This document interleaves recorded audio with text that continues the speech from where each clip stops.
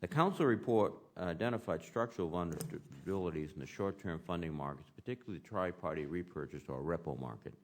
As a continuing area of concern, the report states that, quote, limited progress has been made in substantially reducing the reliance of this market on intraday credits or improving risk management and collateral practices to avoid fire sales in the event of a large deal default. The Council also stated that the industry's suggestion that it will take several more years to eliminate the intraday credit associated with tri-party settlements was, in their words, unacceptable, and called for greater government involvement. And that's one of the reasons why we're convening this hearing and asking experts to comment upon where do we go from here. In general, a Repo or repurchase agreement is a sale of a portfolio of securities with agreement to repurchase the portfolio at a later date. The economics of repos are similar to that of short-term loans collateralized by long-term assets. Tri-party repos are typically used by large security firms and bank holding companies with broker-dealer operations to raise short-term financing from cash investors such as money market mutual funds. The dealer and the investor typically use one of two clearing banks to settle their transactions. This market is very large. Tri-party repos peaked at $2.8 trillion at the height of the crisis in 2008, and today are roughly $1.7 trillion.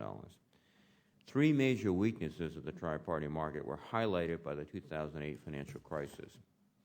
The market's reliance on intraday credit from the clearing banks, the pro-cyclical or of risk management practices, or pro-cyclicality of risk management practices, and the lack of effective plans to support the orderly liquidation of a defaulted dealer's collateral. Motivated by those risks, in 2009, the Federal Reserve Bank of New York formed an industry-led task force to address the problems highlighted by the financial crisis. Although this task force disbanded in early 2012, its work led to a number of important changes, including moving the daily unwind of some tri-party repo transactions from 8:30 a.m. to 3:30 p.m., which shortens the period of intraday credit exposure. Implementing a mandatory three-way trade confirmation between dealers, cash investors, and the clearing banks, marking the first time this $1.7 trillion market has had an established confirmation process. Publishing of a monthly report regarding activity in the tri-party repo market, which includes the size of the market, collateral breakdown, dealer concentration, and margin levels. This report enhances the availability of supervisors and market participants to assess trends and call attention to emerging issues before they become systemic. However, as I indicated before, in its 2012 report, the FSOC found that limited progress has been made in substantially reducing the reliance of this market on intraday credits or improving risk management and collateral practices to avoid fire sales in the event of a large deal default.